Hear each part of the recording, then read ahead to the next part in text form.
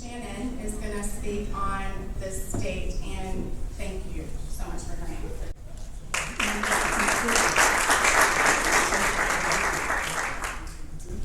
Hi, everybody, and thank y'all for being tolerant of our last-minute schedule changes. I made the mistake of booking American Airlines flight this morning to be here, and that did not happen. So,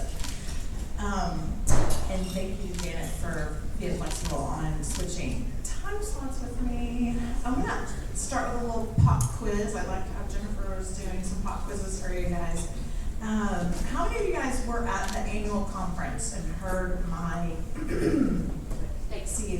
I'm sorry, the convention, conference, convention, whatever, in the summer, in July, in Austin. Okay, so a few of y'all. All right, that's good.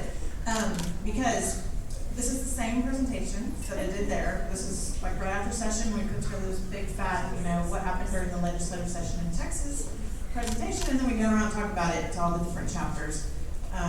But we did it there, and so if you did it there and you claimed the CE there, you cannot claim it again today. I just want to make super sure we're all clear on that. I'm sorry about that, but not my rule. But hopefully those people can help us kind of drill down on detail, because there's a lot of information in here, and I'm going to be kind of going quickly through it just because I want to, throw it all at you and then take questions and deep dive at the end if we have time, because we might not have time. Before we start, I'm so excited to be here because I live in the People's Republic of Austin. And we're not allowed to be with others right now at all in any form. And I'm going to do you don't mind if I take a quick selfie just to prove that other places aren't doing it?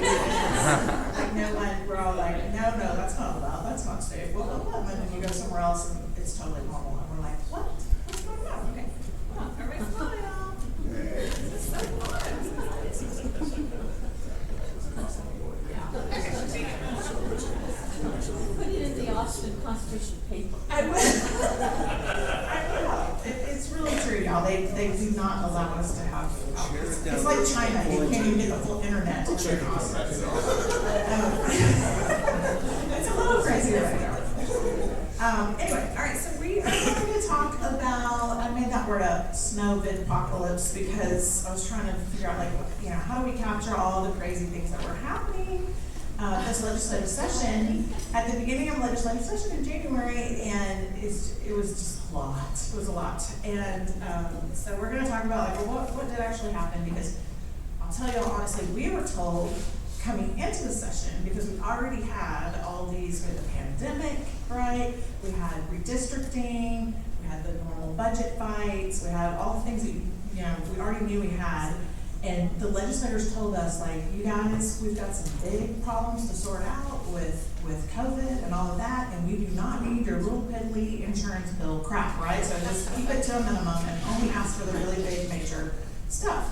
And so we did that, and the Medical Association apparently did not get that memo. And so they were very aggressive and brought some very surprising ideas to the table, and some of them passed. We're going to talk about them today. So I will start by talking about who, kind of lay of the land, who's in charge, what does it look like politically, because you can't really understand what happened if you don't understand the politics of the situation. And then what are our what are our priorities? And they are transparency, cost, access, and choice.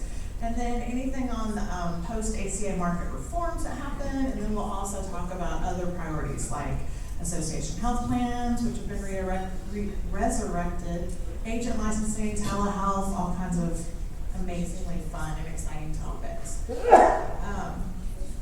All right, so we'll start here. This is who's in charge? Who's on first? What's on second?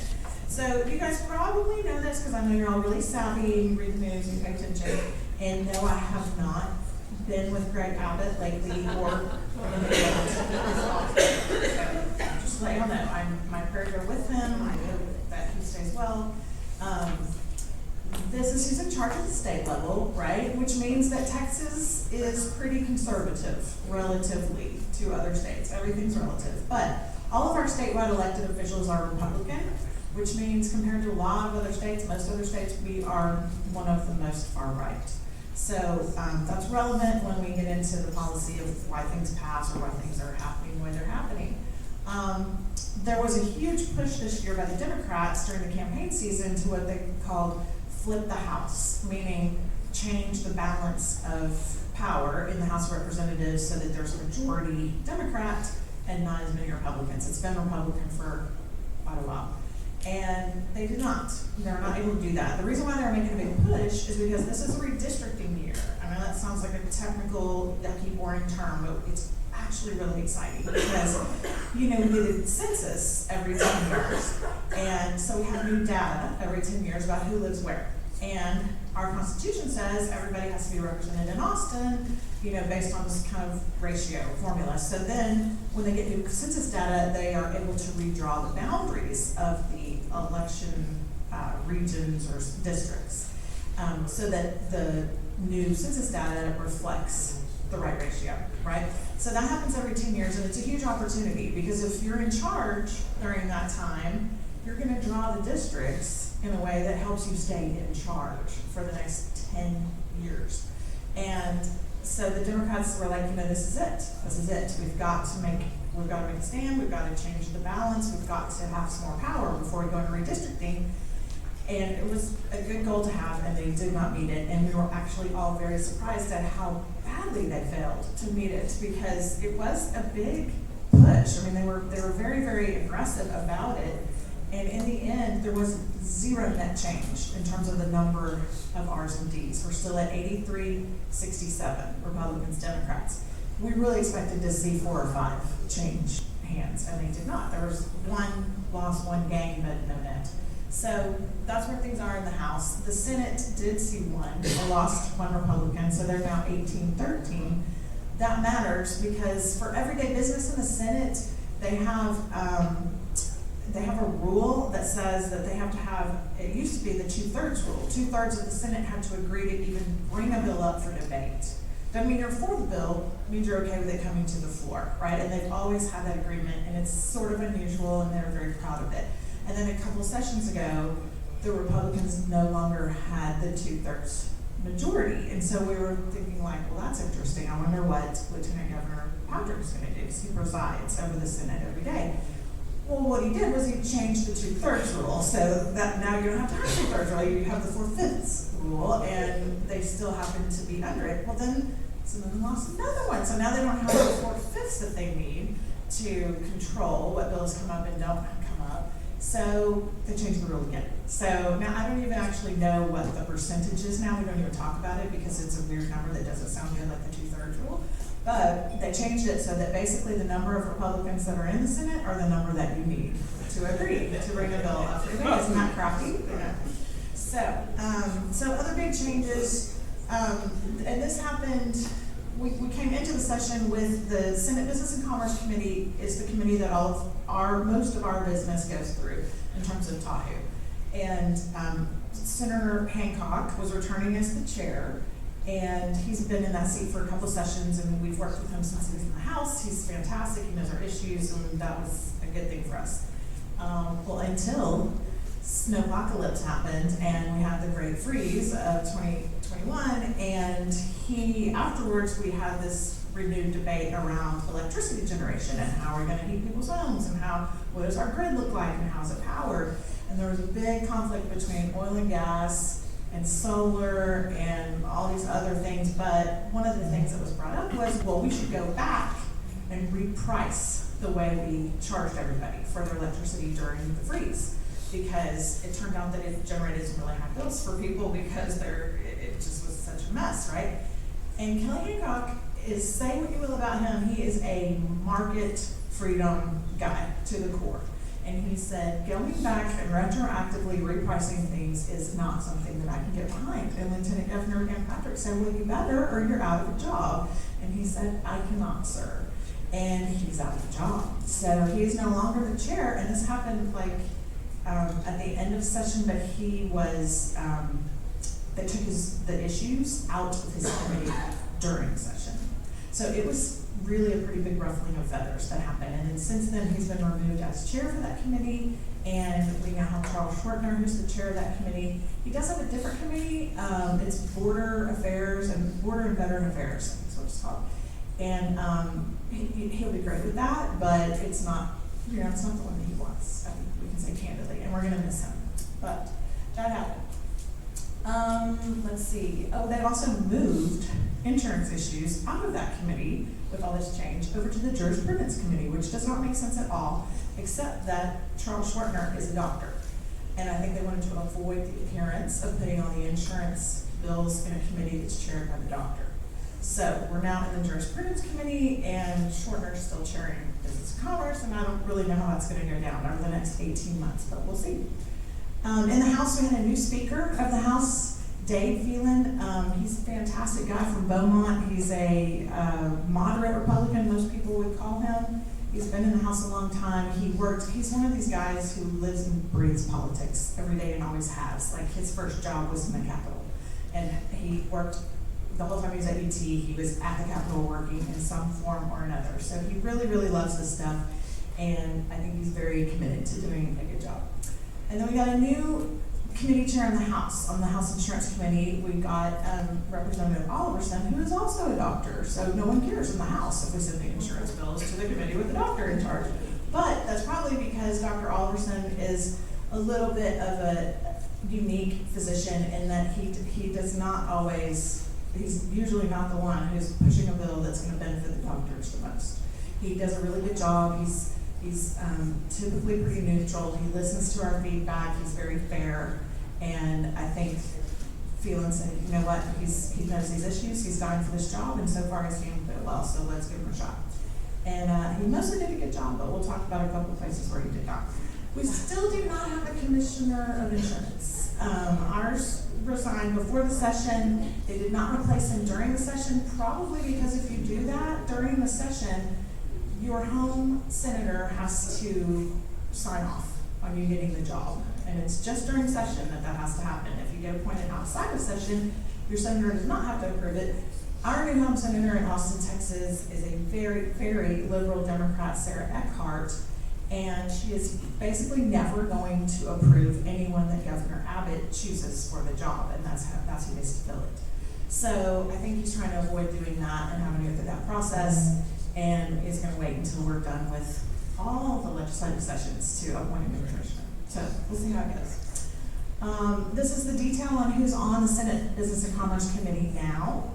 And as I mentioned, well, I didn't update it for the new chair, but everybody else is the same. Yeah, and Kelly's not even on that committee anymore, so her hand up. But so you can see Julie Johnson is from here, and also Angela Paxton is from here, and then Kelly's in Fort Worth. So those are your key members of the Senate committee that are your local folks. Although Julie Johnson's not here because she's also not in DC. She's in Portugal on vacation, but that's a whole other story. So we'll talk about that later. Okay, this is the new committee. Sorry, we did update the slides. So that's the new chair, Charles Schwartner.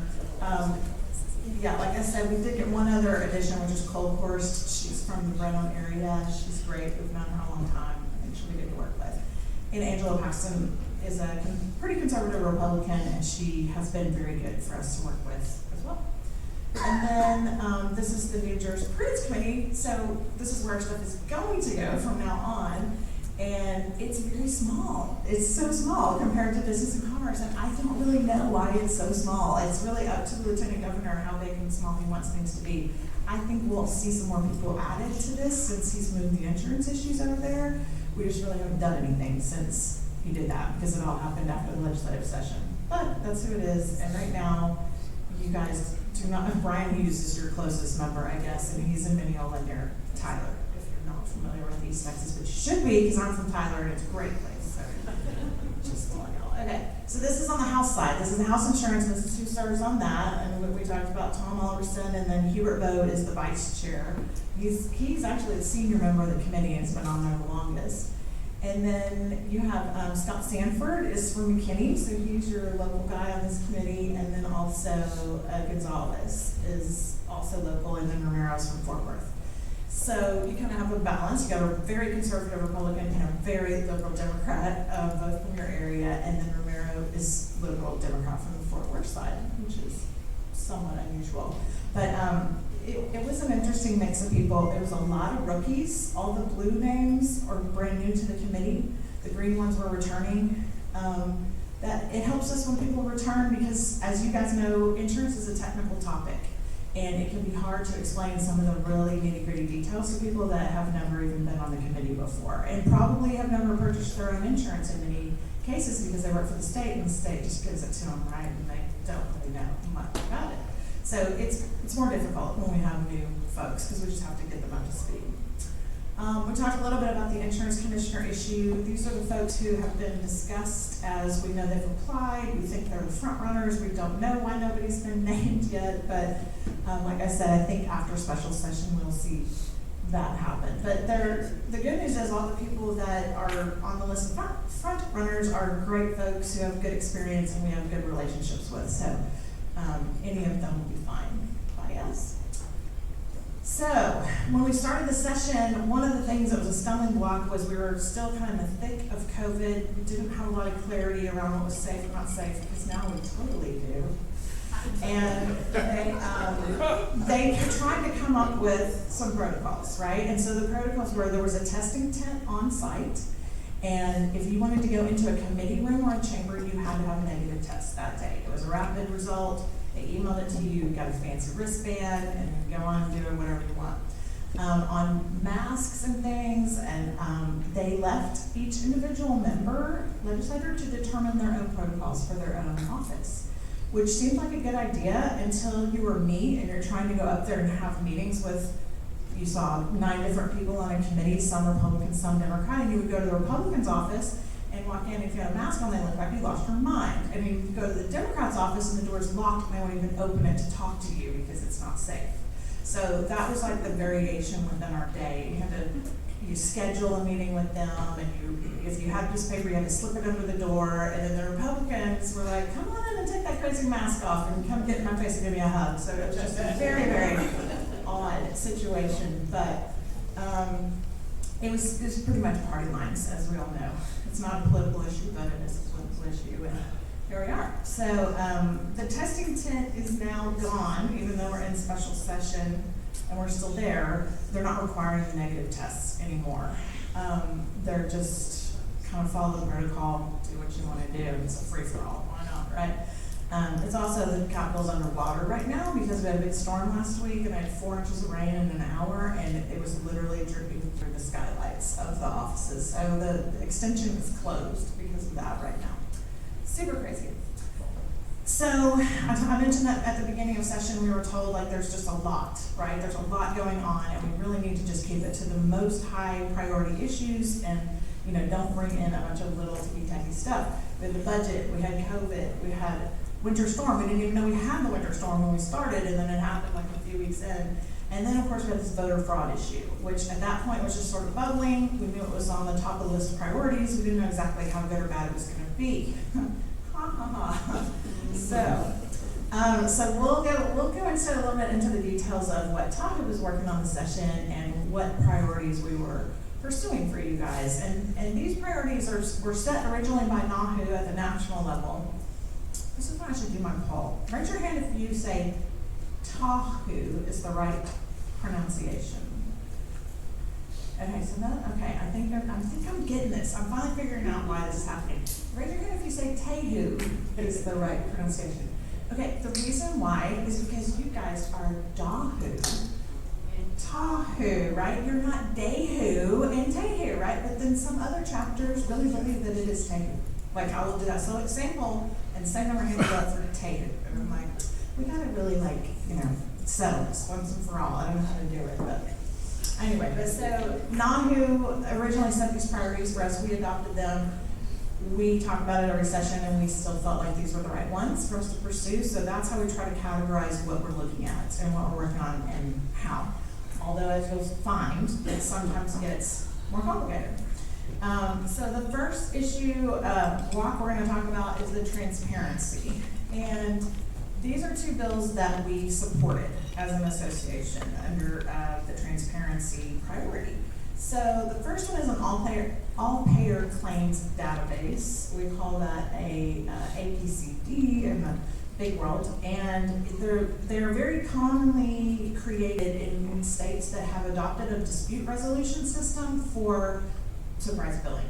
And the reason why is that if you're going to try to resolve disputes on surprise billing, you're gonna need to know like what's the norm, or what's the average, or what's the high, or what's the low, so you can kind of decide like, you know, for this claim and this doctor and that patient, this was a fair price, or it was way too high, or whatever. So you create these databases that are just a big, huge, you know, usually a nonprofit, and they create literally all the data on every claim, every payment made in the state. And they keep it in a database, and then you can pull from it when you are going to try to resolve a dispute. Or maybe if you're just trying to decide what to charge. So we have adopted that bill, and it's gonna be good for transparency. It's being housed, this has been an issue of dispute sometimes in the past because there was a nonprofit that had a relationship with a payer, we found out later, that was housing the database. And that's probably a no-no because there's a possible conflict of interest there. This one's going to be housed at the UTHSC, which is in Houston, and it's, you know, a neutral third-party educational organization.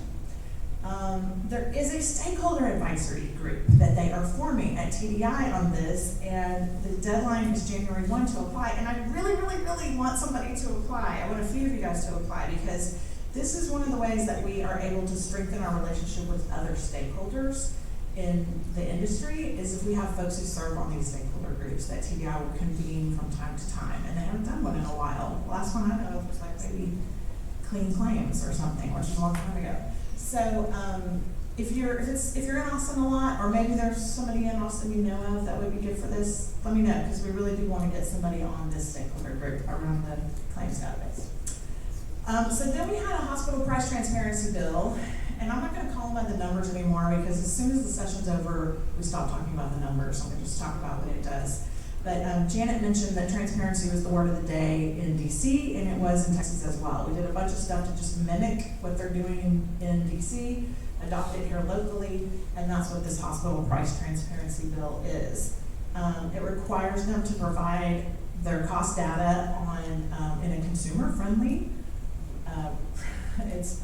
You know, I guess originally they just were putting their charge master out there and people got it and were like, what is this? You know, it's called gobbledygook if you don't know how to read a charge master, and 99% of us don't, thank God. But it's going to be for 300 services that they're required to do that, payer-specific negotiated charges, discounted cash pricing, and de-identified the negotiated charges. So anonymous, you're not telling anybody who's charging what kind of information, but it's all out there. That's pretty much what's going on at the federal level. Also in transparency, we talked some about ambulances and air ambulances. And this has been, I know, a big issue for you guys. The ground ambulance conversation, I think they thought would be real easy. Dr. Alderson filed this bill, and then we got into it, and there was like so many weird things about ground ambulances. Nobody had any idea, but one of the things was that counties, especially if it's a county ambulance, the counties, most of them, or I think all of them, had a policy in place by the state that said if you get a partial bill for anything that you charge as a county, I mean, if you get a partial payment on a bill that you've put out, you have to go chase the remainder.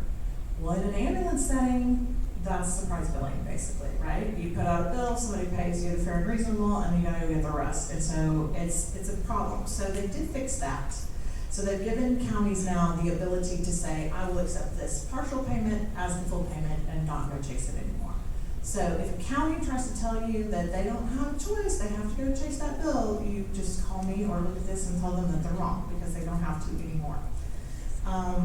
They did, for the rest of it, create a study under TDI during the interim. They're going to study the prices and the network factors and try to figure out what's going on with the other ground ambulance providers. There was a lot of just kind of reasons why it got more complicated very quickly, so we decided to take more time with it and see if we can work something out in the interim.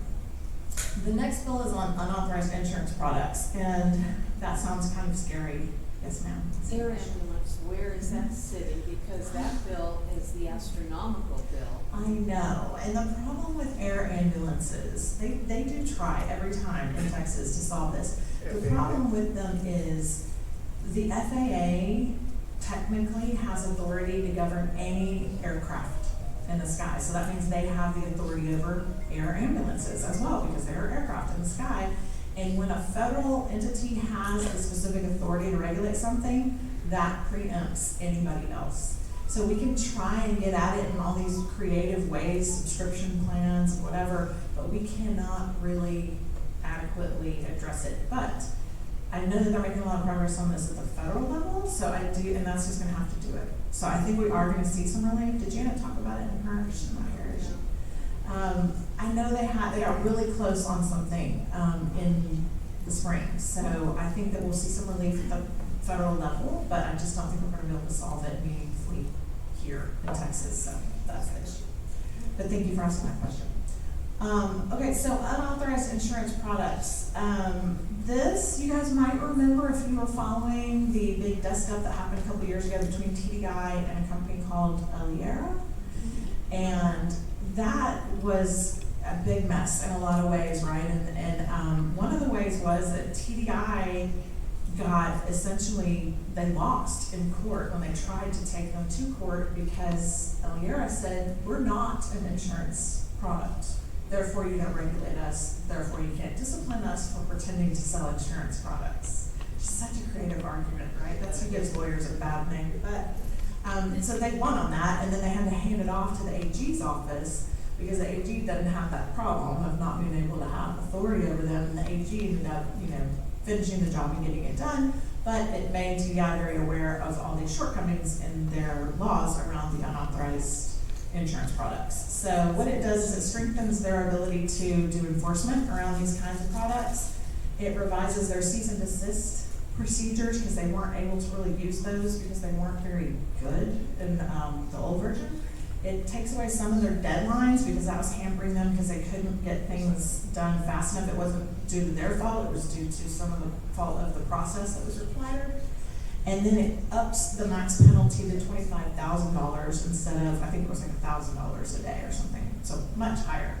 Yes, Jennifer, Stan? What are we calling unauthorized insurance products? Well, that's the way the law refers to it. So that's the term that we have to use. But what they're trying to get at is these health share ministry products. Health sharing ministry is like the name. And I wanted to remind everybody when that was going on with Galleria and TDI was coming after them so hard, they also put out a bulletin to health insurance agents that was very specific and said, just FYI, if we catch you guys selling this stuff and making people think it's insurance and it's not, we're coming after you too. So a lot of products like this, we are allowed to sell it, but just, be careful because TDI really is serious about this, obviously. And they now have better tools to come after people about it. But, we don't want to give anybody the impression something's insurance if it's not anyway. But because you are selling insurance, when you're not selling insurance, that can be difficult for people to understand and for them to understand what the difference is. So you have to be super careful if you're going to sell these products. And I would just remind y'all of that warning because TDI got real uppity about this whole thing when that was happening. So they do have now better enforcement authority, but that's what they're going after when we talk about unauthorized insurance products. Okay, more transparency. So this is a prescription drug transparency bill, 1033. We supported this bill. It updates the law from last session where they passed one that just said we're going to see some price, like wholesale pricing transparency from the manufacturers. And they changed, they passed it the last session, but it's a huge bill and it's taking a long time to fully roll it out, so they're tweaking it to improve it a little bit. They're making the reporting now on this for the manufacturers be on an annual basis instead of within 30 days of making a change, which obviously that's a big difference. And then they also moved where the the program is housed over to, we call it DISHS, DSHS. It used to be at HHSC. It creates this is my favorite part, I love it when they do this, creates an administrative fee that the manufacturers have to pay with each report that they file. And they have to file these when they make a change in the drug pricing and acquisition cost pricing. And they have to, so they have to file, they're required to file the report. They're also required to pay a fee every time they file the report because they need that fee to pay for the program. And so the drug manufacturers were like, wait, hold on. So we have to pay to do this new law that you're doing to increase enforcement over us, and you're gonna use that money to like come back on us when we mess up our reports? And we're like, yeah, isn't that a great idea? And we're like, wow, did you see what we just did? That's awesome. And this was Tom Oliverson as well. So this is one of his babies. He's the committee chair. So when the committee chair says, yeah, let's come do it, and you go, okay, thanks, sounds good. So it requires them to provide reports on any drugs with an acquisition cost of over $100. So they're trying to get at the higher level cost. If the 30-day supply increased 40% over the 3-year period or increased 15% in 1 year, that's what triggers the report and the fee and the filing and all that good stuff. So it's very exciting. It's been out there for a while, but like I said, it's taken them a while to ramp it up. So they're tweaking as they go. Other bills on price and cost. This is on insulin copay caps. This is an interesting approach. This was brought by some of the legislators from the Valley area because diabetes is, I mean, it's an epidemic everywhere in Texas, but especially in the Valley. So they're capping the monthly cost sharing of insulin drugs as starting, that are $25. The cap is $25 per prescription. And it requires the plans to include at least one insulin from each of the therapeutic classes on the formulary, and then it applies only to the formulary on commercial plans, ERS, TRS. It is limited in how they're rolling it out. So it's not every single little tiny plan that's gonna have this. But the goal is, they just said, look, we just wanna find other ways to make you guys whole for this insulin cost that you have, but we don't wanna charge it to the consumer. And so they're working on things on the back end to figure out how to cover the costs, and there is a plan for that, but it's a little thin. I'm not super crazy about this bill just because I have a real problem when they tell people like, we're gonna cap the cost, because that means consumers don't know the cost, right? And they think the cost is $25, and we know the cost is not $25, right? And then that means people just don't care how much they use or if they have it because it's only $25, right? So I have a concern with that. But this was something they really wanted to try, at least on this basis, and we'll see how it goes. The next bill is on freestanding emergency rooms, on price gouging. These freestanding emergency rooms, man, they just cannot get out of their own way. Last session, we passed like 3 different freestanding emergency room bills, and then this time we got another one. Because they decided like, well, you know, this whole COVID thing, we can have people just drive through and do a test or get a vaccine, but we can still charge them a facility fee that we're a hospital, right? And that's fair. No, it's not fair. So this requires them to disclose if they are going to charge you that facility fee, so that they'll be like, yes, you can come get your vaccine, it'll cost you $2,000. So that's really not far from what it is. It prohibits them doing it for a drive-through basis. Not allowed. They have to disclose it if you're coming into the place, and they're going to charge you for it. It also prohibits an unconscionable price or higher price based on coverage, and that's defined as anything more than 200% of the average facilities in the same county. So that's how we come up with the unconscionable price. It increases the penalties unless there's good reason shown not to. The first violation will now be $10,000 because the way we had written this before, the unconscionable piece was, we passed that last session, but it didn't have a strong enough penalty to make a difference, so they didn't care, but they just kept doing it. So they upped the violations. It's $10,000 for first violation, $50,000 for the second one, and on the third, you can have your license revoked. So Who turns permanent. them in? Sorry? Who turns them in?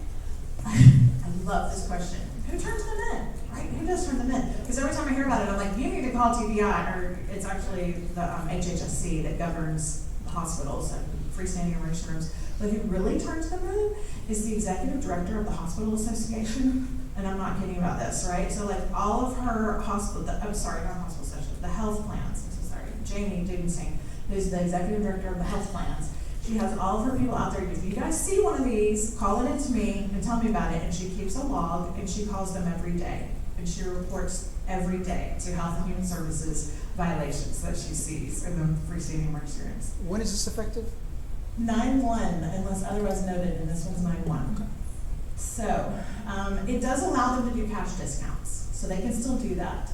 But we passed a whole bunch of other stuff last session that limits them on marketing so that they can't misrepresent like health plan, whether they're in network, how much it's gonna cost you if they're not in network, all that kind of stuff. So they have a lot of regulations that they're working within now, but they do continue to violate it quite a bit. So if you see it, just call me and I'll give you Jamie Dudenstein's phone number and she'll turn them in for you because she's just made it her mission in life to stop this practice basically. So that's who turns them in. Anyone can turn them in. You can call it's Health and Human Services is who governs them, but mostly it's the Health Plan Association director that turns them in. And more power to her. I mean, she was just really tired of seeing it happen over and over and nothing ever getting done about it. So, okay, so this is on the cost priority that we have, and we supported this bill that is it's allowing TDI to have rate review hearings on health insurance rates. Now, this sounds like a very scary idea when you first hear it because all other forms of insurance, TDI has rate hearings. When a carrier files a change in a rate or a new rate or whatever over a certain level, they'll have a hearing to determine whether that rate is reasonable. We didn't have it in health. We only had it on everything else, right? And so they said, okay, we're gonna start having these in health. But the health plans actually asked for this because this gives Texas jurisdiction over it instead of the feds, which most of the time is preferable for us because Texas has a more friendly business environment here than the feds do. And then it also fixes a misalignment that was happening across the different exchange tiers, like the Olympic medal levels. And it should allow better affordability because it fixes that misalignment. So this one's not effective until January 1, and I should have said that at the beginning. All of these are effective September 1, unless like this one it says something different. That's just our default that we work off at the council. So you will probably see some rate hearings happening. It'll be interesting to see how those go down because, like I said, the health plans asked for this and they wanted to do it this way instead of going through federal rate regulation. And then at the bottom, we reauthorized Texas to create a high-risk pool if we need to. This was mostly done as a backup for in case the ACA was struck down as unconstitutional. Because before the ACA, you guys know, we had a high-risk pool that was, most people believe, pretty successful and thriving and needed. And then after ACA, we didn't need it anymore because everybody got coverage no matter what their problem was. So in case it gets struck down, they do have the authority to create a new high-risk pool.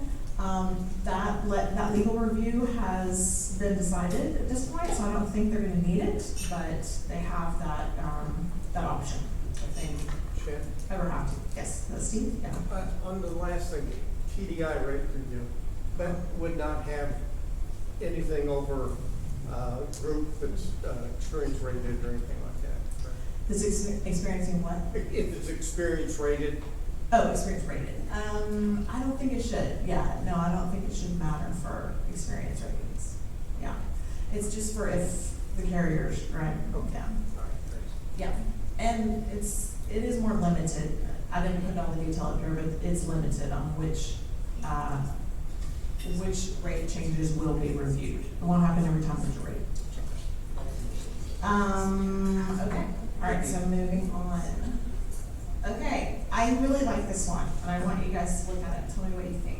So this is on our cost priority again, and it's the Texas CARES Act is what we're calling it. I don't really like that name, but I like what they're doing with it, which is that it creates, this is on prescription drug coverage, it creates a trust fund at Health and Human Services to provide uninsured access to prescription drugs at the post-rebate cost. And basically what they're doing, there's all these GoodRx and different ways that you can go out and get, a discount on a prescription here and there, one-off, whatever. And somebody made the argument of like, it's not really fair that I can walk in with my GoodRx coupon and get $50 off my prescription, and the lady behind me doesn't have it, and she pays $50 more. And there's nothing other than just going to the internet, right, and printing it or getting a code. So they said, all right, what if we just, for at least for people who are uninsured, who are more likely to skip their medication if they can't afford it, how about we just take all of that rebate stuff and we centralize it and we send it all to HHSC so that they have that money to play with, and we put that in a trust fund, and then we use that fund to offset the cost so that the uninsured people can get their prescriptions filled at that post-rebate cost, whatever that is. Whatever that best rebate is that's out there for a prescription, they'll be able to pay that rate. And HHSC is collecting the money for those rebates so that they can make this fund happen. Does that make sense? I know Jennifer's looking at me like, what? That's fuzzy math. Yes. How is it going to have any oversight? Because once you get a new committee or fund or what have you, you never get rid of it, and then all of a sudden it impacts it through taxes. That's a good question. Is there going to be any oversight, she's asking, and how do we, once you put this out there, it's very hard to undo. They do have to file a report about the results at the end of the biennium, so before the next legislative session, 18 months from now. They have to file, HHSC has to file a report and say, here's what happened on the trust fund. And then the legislature will get it, they'll talk about it, we'll have a hearing about it, and, okay, it's going well, or this was a total failure, let's scrap it. So it does have oversight to some extent, legislature, but. What kind of support did that have between the House and the Senate? This bill? Or, I'm pretty sure. Particularly for that part. What kind of support in the legislature? Did everybody think this was a wonderful idea, let's just do it? They did, in fact, because HB 18, what that tells me is it's a very low House number. This was part of the Speaker's package of health care insurance. So the Speaker said, I really like this idea. I really want y'all to give it a shot and work with me on it. And they did have hearings and made some tweaks and changes, but it's pretty much assumed that they needed to pass it. So, I mean, it's definitely a little bit of a trial, and then we'll have a report to look at the end. And if it's not working, we'll hear about it, and next time. I don't think 18 months is going to tell you whether it's working or not. I think these things take about 5 to 8 years to get going and to see They might not. where it Might is. not. However, just the uninsured access, they have access through Medicare. So this is just, never mind. It's a good question. I mean, like, why do they need it here? Because they do have access to other programs, and we're not going to expand that access. So, why are we doing this? But this is one of the only ways I think they found to expand, at least for prescription drug, expand people's ability to get this, but not expand technically the bigger program. Didn't think to work with any of our local retailers across the state, did they? I think the retailers were represented, actually. I know they were represented. I don't know they made a bunch of difference in the bill, but they were represented. Well, no, asking them where they can chip into this rather than using taxes. Well, it's not using taxes. It will, that trust fund will. That's what the trust fund is. Well, it's not supposed to. It's supposed to only be funded by those rebates that they're going to collect and they're going to put it in. We'll talk about it later. Sorry. All right. I don't want to not finish. Okay. Donna, welcome back. There is more to it. This is very, very high level, right? And I'm happy to give you more detail on it. But. Okay, and so then we're going to talk about new coverage mandates. So every year, Texas comes up with some more things that we want to add to health insurance coverage. And it's interesting because we tend to be in a very market freedom friendly state, except when it comes to health insurance mandates, and we have the longest list of any state in the country, which always just boggles my mind that they are like, oh, let the plans go out and create what needs to be in the policy and whatever. We don't want to tell them what to cover, except this, cover this, definitely cover this, right? Oh, and this other thing, cover that too. And usually these are coming from constituents who have a particular condition and they've struggled with the coverage and the expense of it, and they come to the legislature, and the legislature says, yes, absolutely, I will do that. I'm going to do that for you. So a couple things they did, they added here ovarian cancer screening, and this is a first. This is pretty impressive the way this happened. What they did is they said, and they already had an ovarian cancer test and screening to some extent mandate that we passed a couple sessions ago. This one says we're also going to automatically require coverage of anything that gets approved in the future by FDA at certain levels of FDA clearance. And it's pretty high levels. It's the ones that are, this is safe if FDA is giving you this. But it's fascinating because it's not just a mandate, it's a mandate like from now and then maybe next year we might be mandating something, but we don't know because we don't know what might be approved by FDA by that time. But that's what it does, and they did the same thing on the colorectal cancer screening. Any exam, services, lab tests that are grade A or B by they're given that designation by the U.S. Preventative Task Force. So similar to what they did with FDA. This applies to small group and MIWA and limited benefit plans. That's unusual. We don't usually see that language in a mandate. And when these mandates come up for hearing, the health plans and we both basically say, look, we're going to be technically neutral on this because I can argue this both ways. It's great for you guys to be able to sell policies that cover more things, right? That's attractive to customers.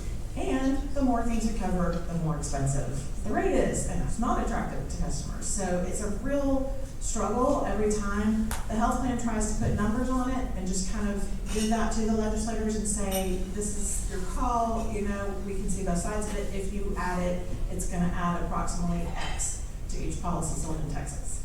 So that's kind of how this gets handled there, and more often than not, the legislature says, oh yeah, 50 cents a policy, sure, add it. Or $5 a policy, sure, add it, whatever. And that's how you end up with the longest list of mandates in the country. The last one on this page is Diagnostic Mammography. They've expanded it to ultrasound and MRI will be covered going forward. I think there might be more, is there more? No, okay, that's it. So those are the only 3 new ones for this year.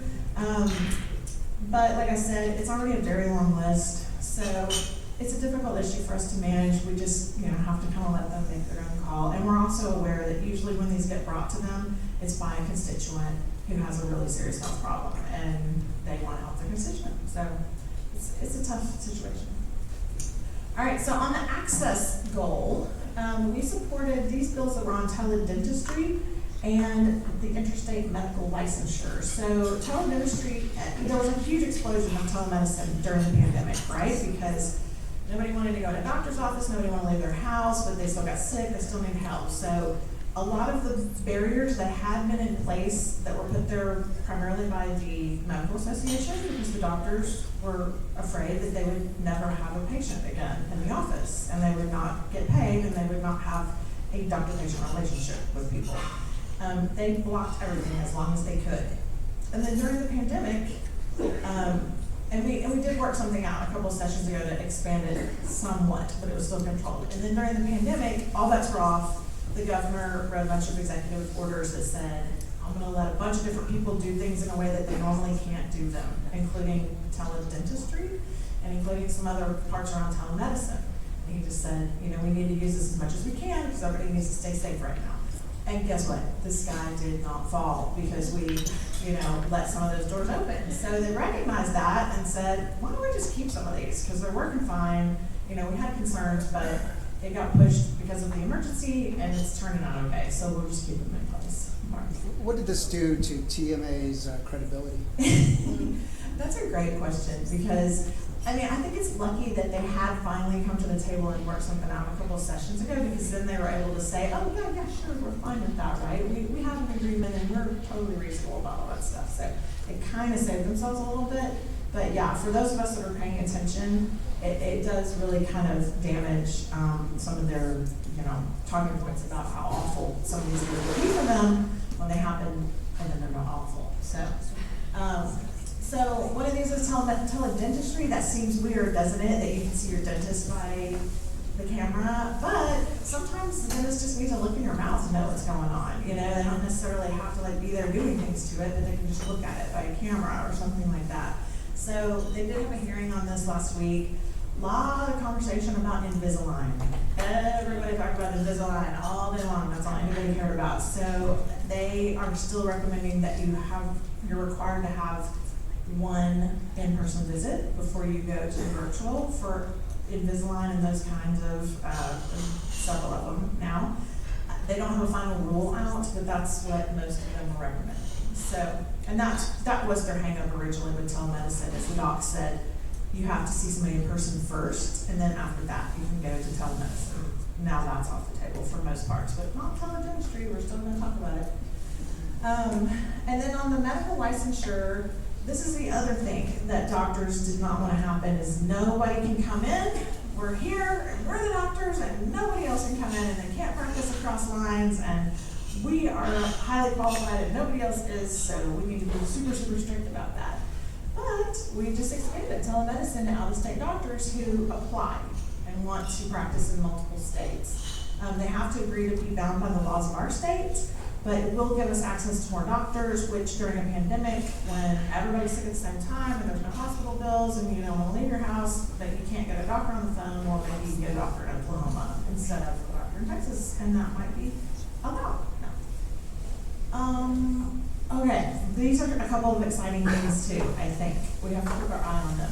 There's a couple of creative health plan alternatives that got passed this session. So I'm putting these under the choice priority for us. Texas Farm Bureau has several states where they're already doing this, and they call it alternative coverage plans. And it is health-related insurance, but it's not a full health insurance benefit plan. And it allows them to sell exempt coverage with written notice to their members and a signed acknowledgement that this is not insurance. So we're getting close to the health sharing ministries situation as well here. So everybody has to sign off and say they know it's not insurance. There's some real interesting things about the way this plan's going to work. They don't know yet what all the details are. They were just looking for the authority. They don't have an actual plan that they were getting approved. They're building it now. But they did specify in the legislation that it requires payment at the usual and customary rate, which is the allowed amount per their master plan docs. And it subjects some non-network claims to dispute resolution at TBI, which is an interesting concept, because if you're not a network, then, I don't really understand why you're having a dispute that needs to get mediated, but some of them are gonna have to go. It's not insurance, why would you? There you go, and if it's not insurance, then why are you going to TBI? It's kind of crazy in here, I don't know, don't bother me with the details, that's what they said. So they are creating the plan options right now. Their local president in Texas is the guy who's gonna decide what the plans look like. They have some examples from other states. Tennessee is the oldest one where they've been selling them for a long time. There are a few more. In other states, they were allowed to pay referral fees. Sorry. So we think that'll happen here. Don't know for sure. So that's why I say we have to kind of keep a watch on it. Is anybody familiar with these in other states maybe, or ever dealt with them at all? All right. We'll keep an eye on it. But so we have a great relationship with their government relations person, and she knows we would like to sell them or get a referral fee, whatever we can do. So I'm on her radar screen about that. Okay, then the next one is similar. This is through Texas Mutual, which is typically a workers' comp carrier. They're also going to have an alternative coverage that they're allowed to sell. And it is going to be through a subsidiary. It can be health insurance, it can be a limited benefit plan. It can only be to individuals and small businesses, which they define as less than 250.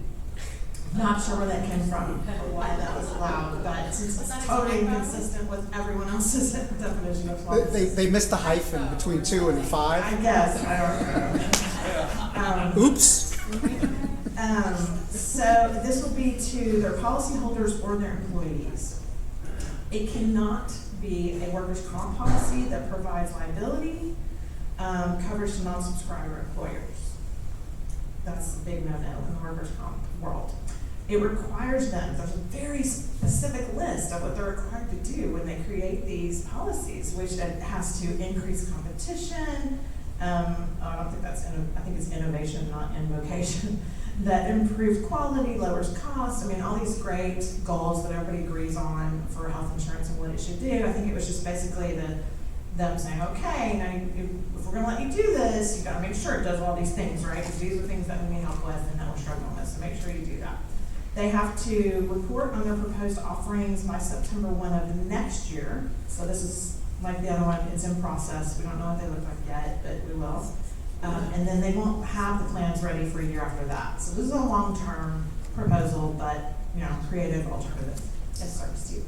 Okay, why is TAHU supporting, because most of this, Texas Mutual was created by the state to give competition in the workers' comp market.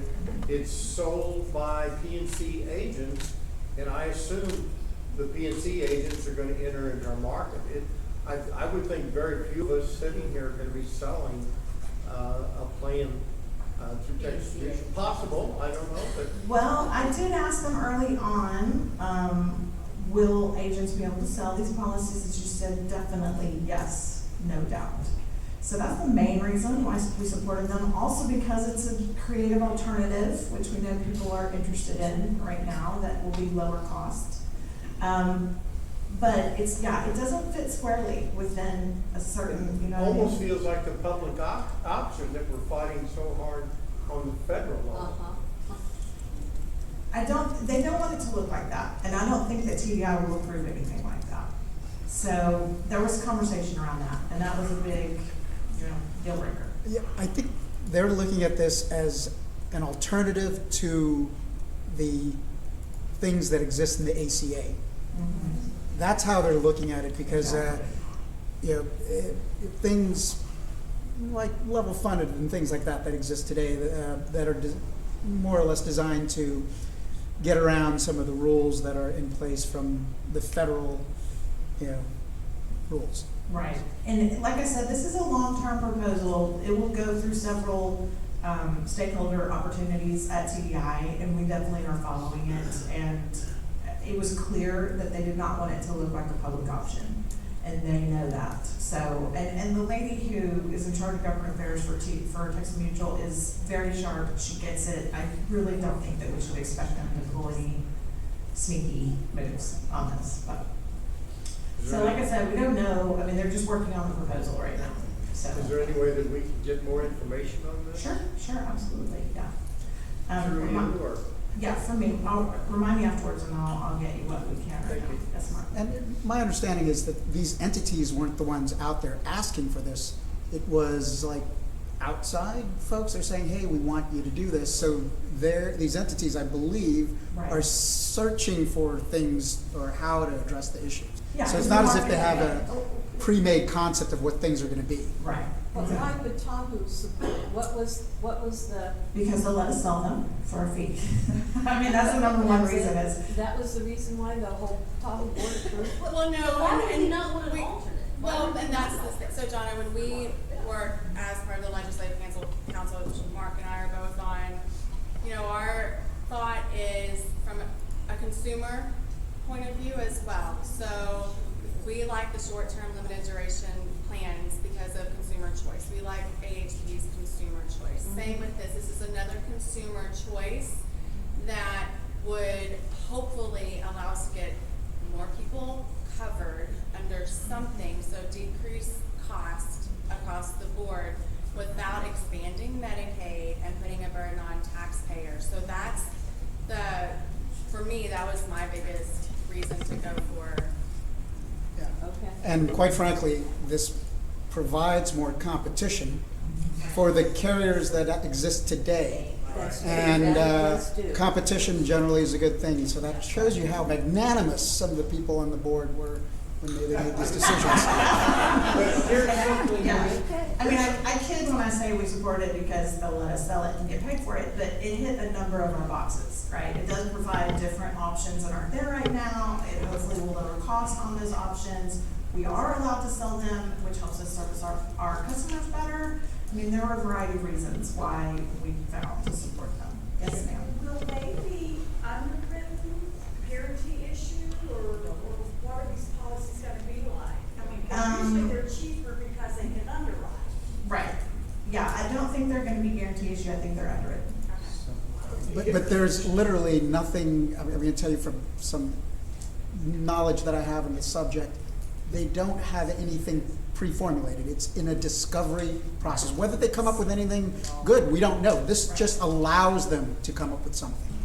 Yeah, and that's why they put on that list in there about you're required to explore and emphasize these factors, because these are the factors that TBI's been talking about, the legislature's been talking about, problems in our marketplace that we want to solve. So they're saying, we're gonna let you do this, but you've got to be targeting these issues, because these are the ones that are concerns, market-wide. Shannon, to me though, it's still one more thing against the small agency, which is in danger of today. You've got these big super agents. My son sold his practice to Assured Partners. I mean, I'm very much aware of this. And he goes in and he says, here's our expert on general liability. By the way, we've got your workers' comp. We can save you a lot of money on your medical plan by adding this alternative coverage. I'm not saying it's wrong. I'm not saying it's bad. But I'm saying it's very concerning to me, and we need to really put this under the microscope going forward. Well, I think we envisioned it as not being a problem for small agencies, but being a tool that small agencies could have in their tool chest to sell. Because if we're allowed to sell them, it shouldn't be easier for them than it is for us to sell it, right? Everybody will have access. Does that make sense? Maybe. Yes, sir.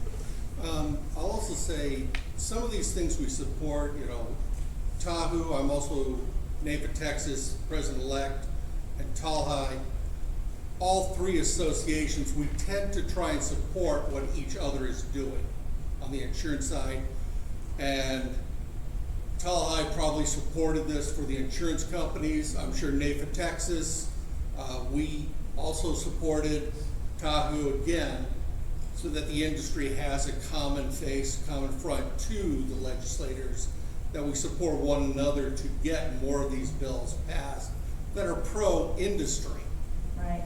And let me say, when I asked them, can independent agents sell these policies, if they had said no, we might have had a different position.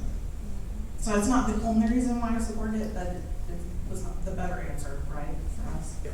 And I'm just saying something we need to. Sure, absolutely. We're watching it for sure. And like Mark said, this is in the infancy stage. We're going to see a lot of activity at TDI before anything like this gets sold. So, yes, ma'am. I think his comment is that the property casualty people are going to be approaching. I work for property casualty people. They ain't coming over here, guys. They have no desire to get into our mess. But I do feel like that, I think this is a good thing because competition. We need different ideas.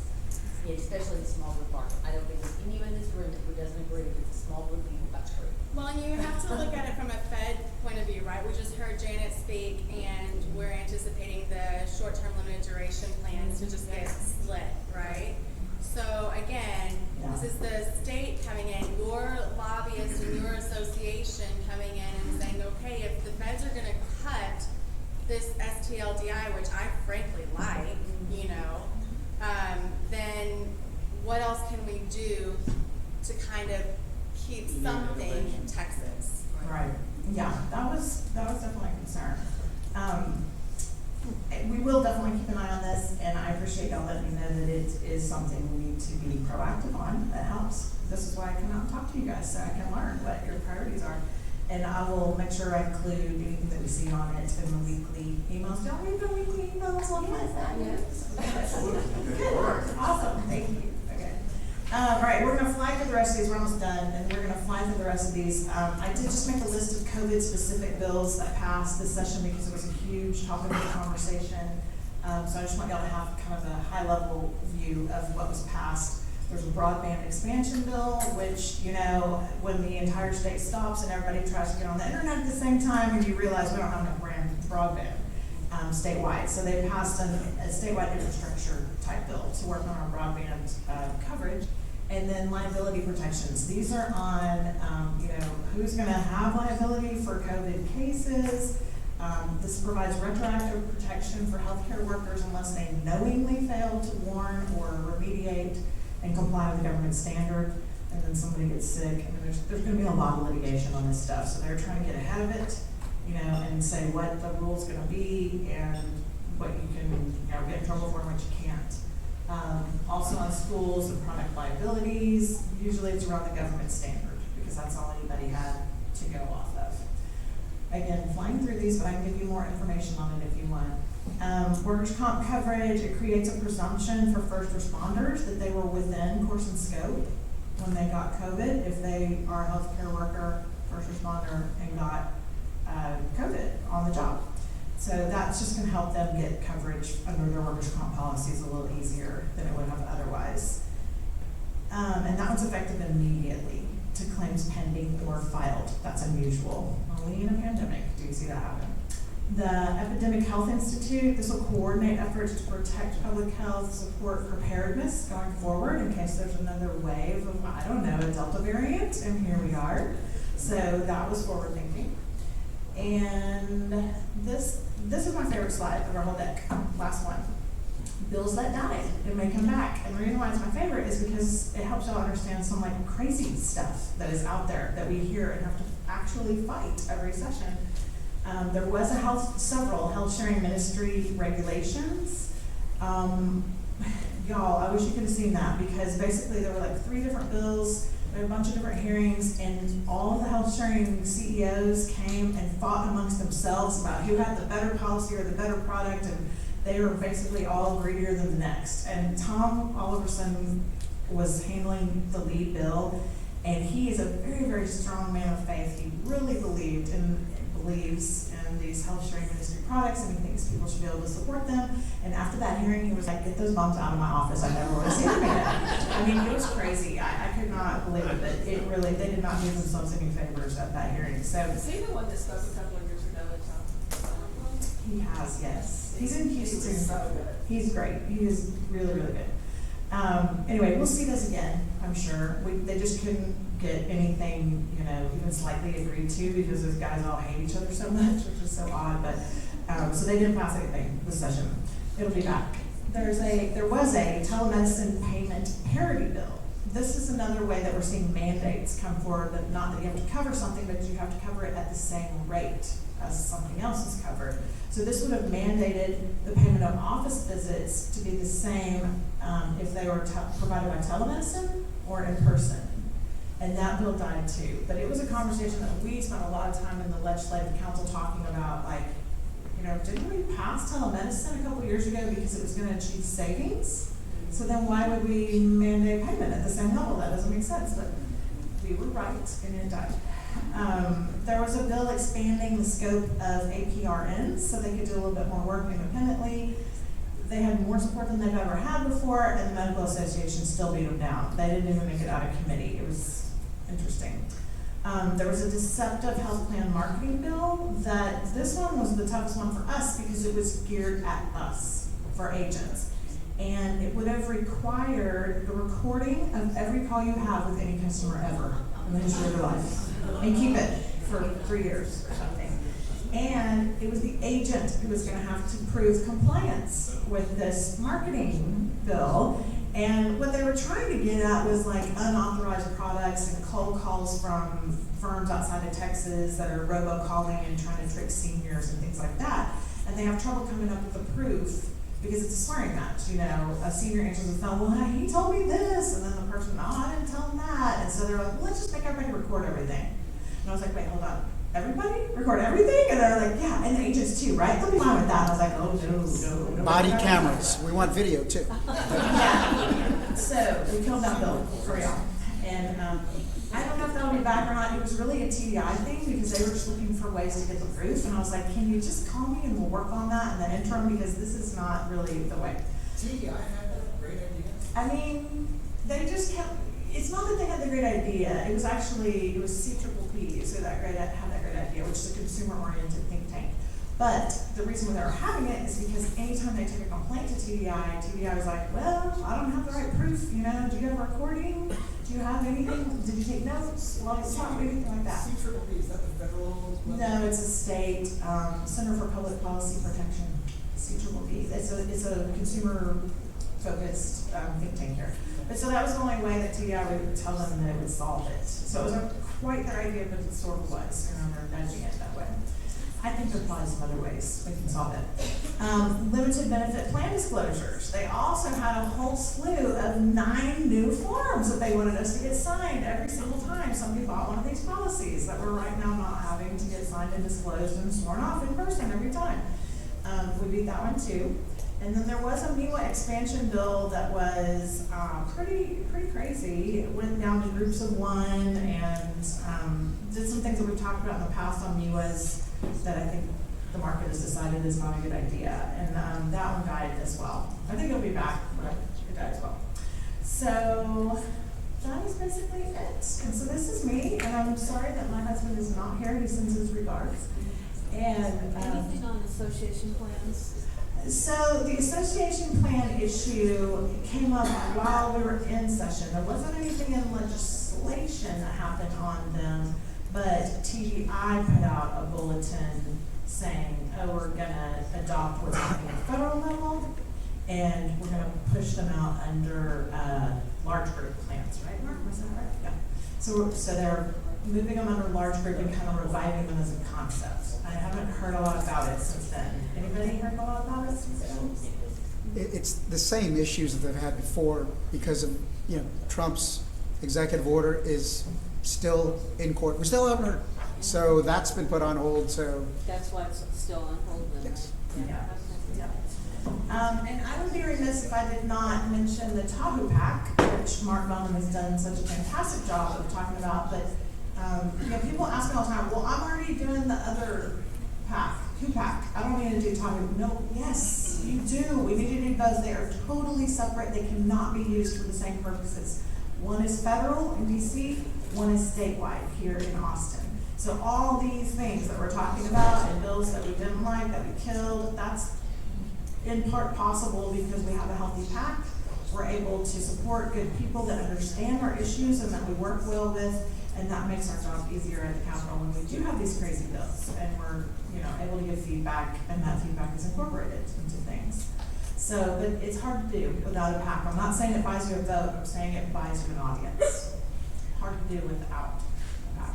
So we appreciate everybody's support that you can do for that. Any other questions before I wrap up?